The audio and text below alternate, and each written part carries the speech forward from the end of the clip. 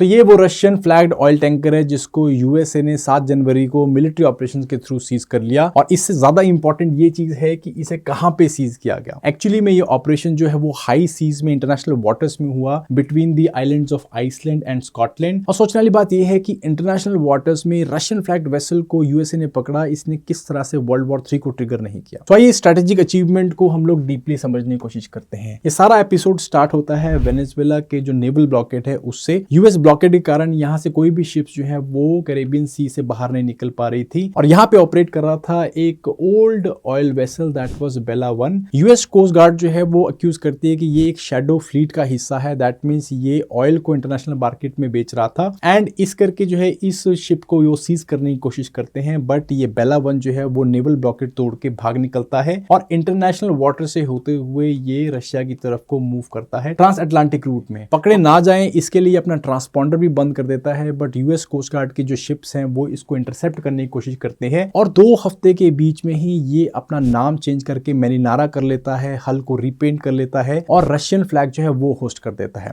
और इंटरेस्टिंग बात यह है कि रशिया में इस वेसल को रजिस्ट्रेशन भी मिल जाता है। अब रशिया जो है एक फॉर्मल रिक्वेस्ट रेज करता है कि इस वेसल को हाथ ना लगाया जाए, इसको टच ना किया जाए और इसका डेटेंस दिखाने के लिए कहा जा रहा था कि इन्होंने अपनी न्यूक्लियर सबमरीन नॉर्वेन सी के आसपास में भेज भी दी थी। अब यूएस के पास जो है बहुत कम विंडो थी अगर इसको सीज करना चाहते थे। वहां पे जो है यूनाइटेड किंगडम इनको आके हेल्प करता है, वो अपने P-8 पोसाइडन एयरक्राफ्ट यहाँ पे भेजते हैं और यहाँ पे लॉजिस्टिक शिप्स जैसे कि टाइड फोर्स है उनको यहाँ पे भेजा जाता है ताकि यहाँ पे जो सोनार डिटेक्शन है उसको बहुत ज्यादा स्ट्रेंथन किया जा सके और किसी भी सबमरीन की प्रेजेंस को इजीली डिटेक्ट किया जा सके। और जब ये vessel basically Iceland and Scotland के पास पहुंचता है तो यहाँ पे यूएस के जो शिप्स है वो इसे इंटरसेप्ट करते हैं। अब ये रीजन इतना ज्यादा छोटा है कि यहाँ पे मिसाइल्स या गन का इस्तेमाल नहीं कर सकते हैं, तो यूएस की जो स्पेशल फोर्सेस हैं वो अपने हेलीकॉप्टर्स के थ्रू इस वेसल को अप्रोच करते हैं और वहां पे इसको सीज कर लेते हैं। And despite Russian naval forces as well as submarine के प्रेजेंस होने के बावजूद जो है वो यहाँ पे कुछ नहीं कर पाते।